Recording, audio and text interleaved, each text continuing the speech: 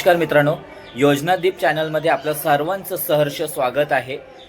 एक व्हिडिओ मी तुम्हाला दाखवणार आहे आणि हा व्हिडिओ पाहिल्यानंतर तुमची प्रतिक्रिया तुम्हाला या ठिकाणी द्यायची आहे।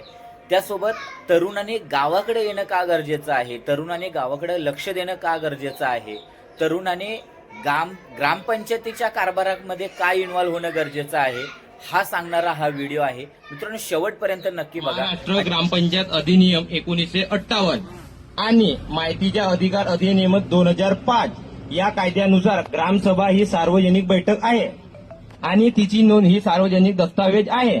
मग सामान्य नागरिकाने आपल्या हक्काची साधी माहिती मागितली तर त्याला एवढी अडचण का? लोकशाही म्हणजे पारदर्शकता म्हणजे विश्वास, आणि विश्वास तिथेच निर्माण होतो जिथे माहिती लपवली जात नाही। मग तुम्ही माहिती का लपवता?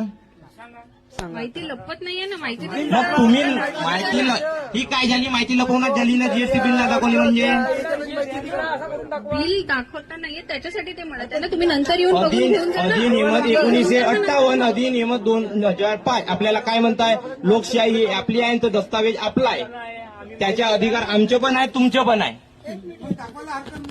असं गेला मॅडम तर तुम्ही ग्रामसभेत दाखवतो म्हणता। मॅडम, हा जो अधिकार आहे आम्हाला संविधानाने दिला आहे, ज्यांनी संविधान लिहिला डॉक्टर बाबासाहेब आंबेडकर। हो, तर ते अधिकार आहे, पण तुम्ही बिल आमचा तो अधिकार आहे तर तुम्ही तो दाखवा ना।